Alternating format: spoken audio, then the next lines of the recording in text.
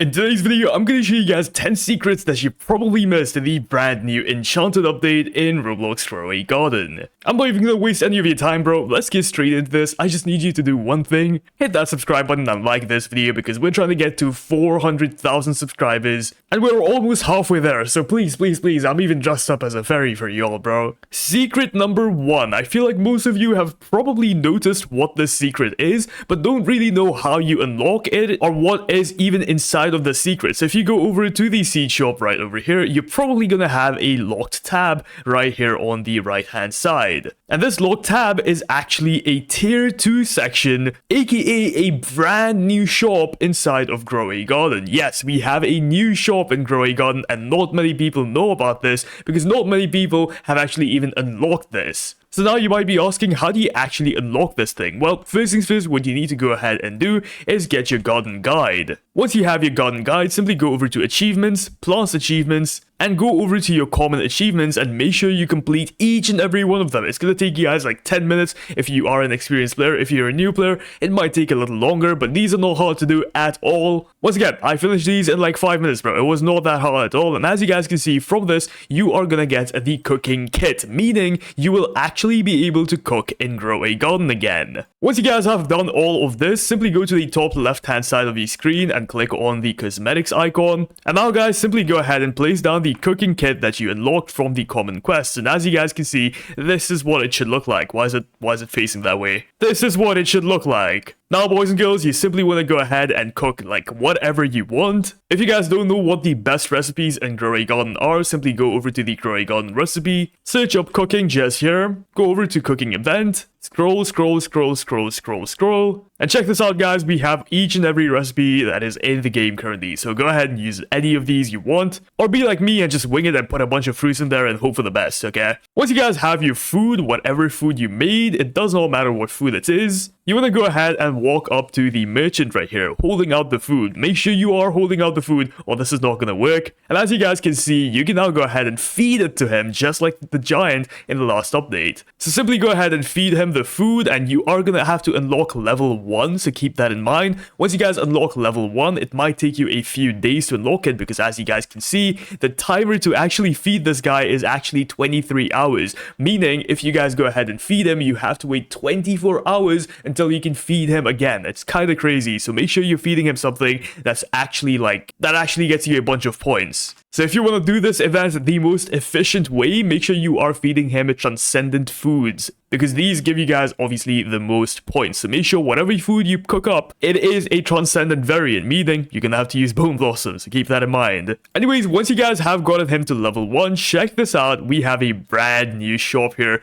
with a bunch of brand new plants. At level 1, I believe you unlock the broccoli. At level 2, I believe you unlock the Brussels sprouts. And at level 3, you unlock the mango. But hold on, there is more. The cocoa mango might actually be almost better than the bone blossom. And that brings us on to secret number 2, the cocoa mango. Most of you didn't even know this thing existed, but as you guys can see, it is going to cost you guys about 7 garden coins, which of course you get garden coins by rebirthing if you guys do not know. But this thing has a base sell price of 180,000 shekels, making it just 20,000 shekels less than the bone blossom, which is the best plant in the entire game. So yeah, the bone blossom is extremely good, but it seems like it's starting to lose its value as every new update comes out, and maybe in a few weeks it might not even be the best plant in the game. Anyways, enough talking about the shop, bro. Let's move on to something else. You guys probably saw the small little critter running around the map. This is the imp. You can unlock the imp with a 15% chance from the brand new enchanted egg. Honestly, it's not that hard to do, but the imp is actually quite special. This guy every 7 minutes playfully invites the player to catch it. Catching the imp will grant a random reward. The imp has a 15 to 30% chance to play again on a successful catch. And some of the possible rewards you can get out of the imp are reclaimers, trading tickets, event lanterns, the glimmering mutation spray, harvest tool, or even 3 grandmasters at once. It's kind of insane how good of a reward you can get out of this. But honestly, it's just a worse version of the mole. If you guys remember what the mole is, It basically does the same thing, but you can basically AFK a mole. As you guys can see, it can also give you the Grandmaster Sprinkler, but all you need to do with the mole is just put it in your garden and wait. Whereas with the imp, you have to wait for it to run around and then catch it. It's just too much work, bro. But yeah, it is kind of cute. And not many people knew that I gave the Grandmaster Sprinkler. So there you go. If you have the imp, if you don't have the mole, you can actually get the Grandmaster Sprinkler for free. Moving on, another pet that we have inside of this update is going to be Glimmering Sprite. I had to look for this through my inventory, but I could not find it. But this is what it is going to look like. You're going to have a 5% chance to actually unlock this. It is quite rare. I know. But if you guys grind this event out for a few more days, I guarantee you'll get at least 4 to 5 of them, which is honestly enough for this. But then you might be wondering, what am I even going on about? Well, check this out, guys. This guy has a 100% chance every 3.5 minutes to apply the Glimmering mutation to any of your plants. So if you're one of those people who is absolutely grinding out the fairy event right now, you need to have this pet. It is extremely OP to actually do this event, because you don't have to rely on the Glimmering or the fairy event, whatever this event is called, making this one of the best pets to actually complete this event right now. Additionally, if you can, and most of you probably have, get yourself a bunch of these Pet Shard Glimmering, which basically means you're gonna get all of the benefits of having the Glimmering sprite in your garden, along with the effect of the Glimmering mutation, which you get from the Pet Shard, obviously, which, if you guys did not know, every 25 minutes, a nearby fruit is sprinkled with fairy dust with a 20% chance to apply the Glimmering mutation. So yeah, you can basically increase the chances of getting the Glimmering mutation even more if you put the Glimmering mutation on your Glimmering Sprite. Once again, the more you guys do this event, the more of these items you are possibly going to unlock. So there is literally no harm in using all of these items to play the event even faster and even more efficiently. Moving on to the best pet we have in this update is gonna be the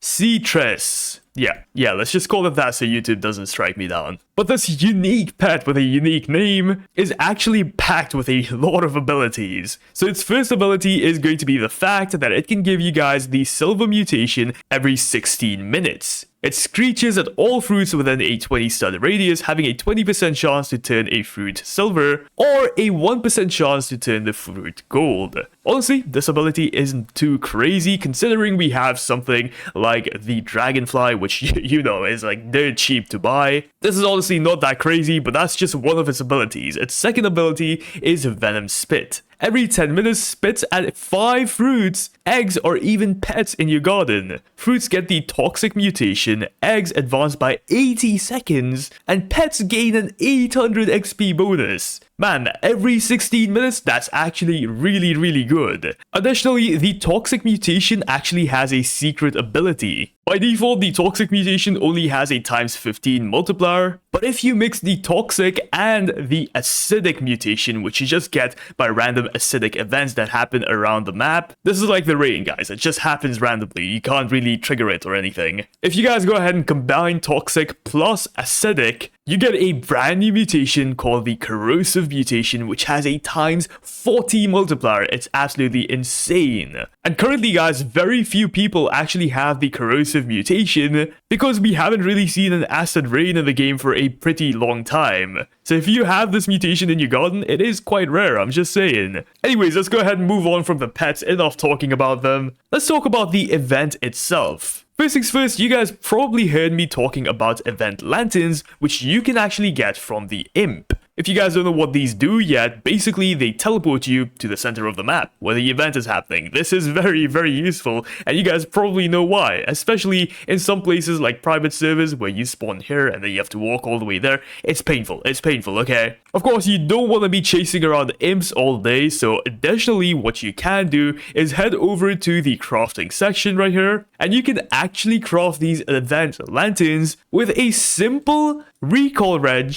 apple, and shekels. Like, it is the cheapest recipe I've ever seen for anything in this game, and the best part is you can craft it in 10 seconds. It's insane. So yeah, if you guys don't have a bunch of these already, you need to start getting them right now, bro, because these are extremely handy. And speaking of the event, anyways, you guys probably know the way to do this event is by providing whatever fruit is requested in the middle right over here. But what if, let's say, the fountain starts requesting for something you don't have? For example, this daffodil. Oh no, I don't have a daffodil. This is just an example, guys. But yeah, let's say you don't have this daffodil. Are you just stuck? Are you just soft locked? You can't do anything with this event anymore? No, that's not the case, guys. You can still do the event even if you don't have a daffodil. What you can do is go ahead and focus on fountain power. And the way to get fountain power is by submitting any plant with the glimmering mutation. For example, I have a bunch of these elephant ears with the glimmering mutation. I'm going to go ahead and collect a few of these right now. And once you guys have a bunch of these plants with the glimmering mutation, once again, it does not have to be a daffodil. Any other plant in the game works. It just needs to have the glimmering mutation. You can simply go right here, click on offer all plants, and check this out, guys. I've just skipped the event. And I also got 720 fairy points. And I've also seemed to broke the event, oh god. But yeah, I've basically skipped the entire thing. I can go ahead and choose what I want. And because I submitted so many freaking points, I actually skipped 2 levels instead of just 1. So let's just go ahead and do that and check this out, guys. The points actually carry over. So yeah, if for some reason you don't have a specific plant, you can just skip this event using fountain power. Number 9. So last update, you guys probably got yourself a bunch of these guys. A mandrake. Now, in my last video, I told you guys to get a bunch of mandrakes because these guys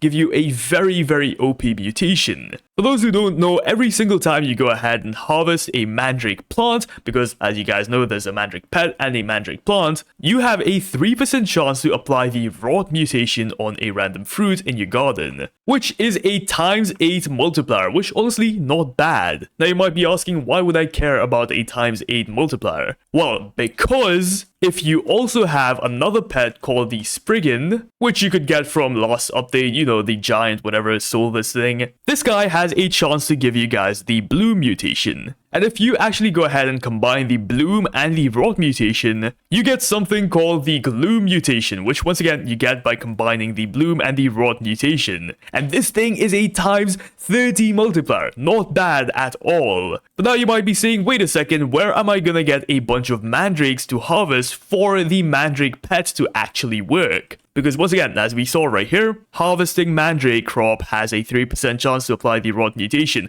How am I going to harvest them if they're no longer in the game? These were a one-time harvest plant. Meaning, as you guys can see, once you collect them, they are no longer there. They're gone forever. So where am I gonna get a bunch of mandrake crops for the mandrake pet to actually work? Well, fear you not, because if you go back to the crafting section and go back to seed crafting, as you guys can see, you can actually craft mandrakes now. And all you need is a carrot, a beanstalk, and a common egg. Quite simple. So yeah, don't throw away your mandrake pets, they are still very much useful. You know what, all of these secrets have actually been quite helpful, but now it's time to show you guys a secret that's actually the opposite. This is something a lot of people don't know and are probably gonna get upset when I tell them this. So most of you probably have a bunch of plants that are extremely expensive and you have not sold them right over here. But did you know there is actually a limit to how much you can sell to Steven now? Yes, that's right, you can't just sell plants that are like 15 QI, 20 QI, 5 million sextillion shekels. No, you can't do that anymore. Because Growy Garden has actually introduced a limit of 10 QI, meaning you can't sell any plant that is above 10 QI to this guy anymore. So if you have a plant that is over 10 QI in your inventory, it's just a paperweight, bro. It can't do anything. It's absolutely useless.